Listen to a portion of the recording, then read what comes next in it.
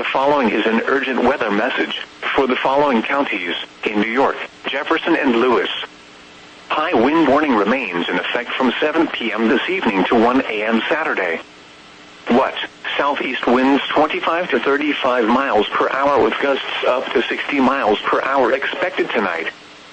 Southwest winds 20 to 30 miles per hour with gusts to 50 miles per hour then expected Friday and Friday night. Where? Jefferson and Lewis counties.